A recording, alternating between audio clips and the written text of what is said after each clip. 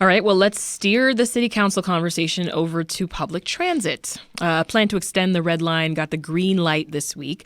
Let's hear what Mayor Lightfoot had to say, followed by 9th Ward Alderman Anthony Beal, who represents the far south side neighborhood of Roseland. I just want to say congratulations to the far south side. It's a long, long, long time coming. So this is another opportunity for everybody to right the wrong, to turn the ship around and put it in the right direction to make sure our community gets their fair share. So give us the details here, Tina. Sure. This is a huge deal. This is how many mayors have talked about doing this. So this is a big win for the mayor. But, we'll see when this actually happens, if people will actually thank her for it. But it is a big deal. It's a TIF district they're creating to try to fund a portion of this. It's only 26%, which is so much money. $959 million is only 26% of funding for this program. Wow. Or to extend the Red Line. It's essential. People need to get downtown. It's for, there's so many reasons why this should have happened earlier, and there's so many political games that happen in between. But it looks like this is happening, and they do still need so much federal funding. As I said, I believe it's $3.6 billion. Yeah. But they believe that they'll get it. And the council risked losing a massive amount of federal funding, right, if they hadn't approved this by the end of 2022. Is that right? Yes. Yeah, there was a timeline for it. So they needed to get this done.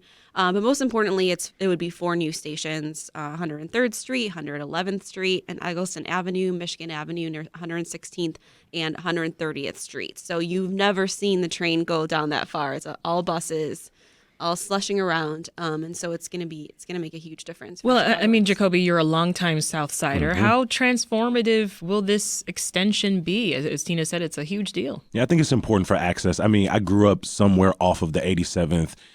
Stopped my entire life anywhere between like Sangamon and Stony Island. And people for even beyond my time here have been talking about extending this. So the idea of like congratulations to the far south side, I mean, for 50 years, you've like dangled this carrot in front of generations of people as these communities have seen like rapid disinvestment. And so putting the train here needs to be a first step to revitalizing the communities that will live off of this red line. So again, a win for the mayor. We got to call it what it is, you know, to be the person responsible for it, kind of getting this part through is huge. But, February around the corner, and this is going to be a long process, so you might not be able to see it through. So let's not, go cutting ribbons just yet. Well, that said, Tina, I mean, does the mayor's Red Line plan face pushback? Anthony Beal, there were some aldermen, women, persons who said no. Who said, Alderman Pat Dahl said, why are we taking this money from one area to fund another? And there was criticism over how we funded the North Side revitalization for the CTA.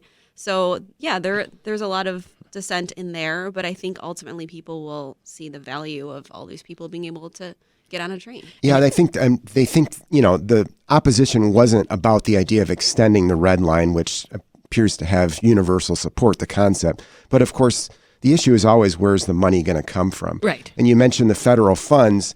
The federal deal didn't require the city council to approve a new TIF district, but the city doesn't seem to have any other way or ideas for coming up with that money.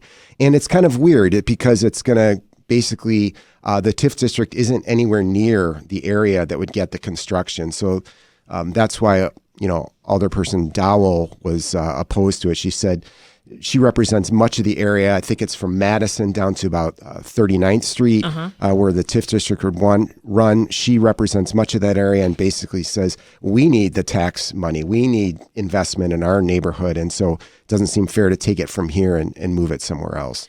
Well, before we move on, Tina, any idea when this massive project would actually be done? Years. Yeah. Like you're not going to shovels see in the ground week. in like 2025, I think. No. And I mean, federal funding is a slow process as well. Sure. But this is an assurance that we should be getting it, which is a good sign.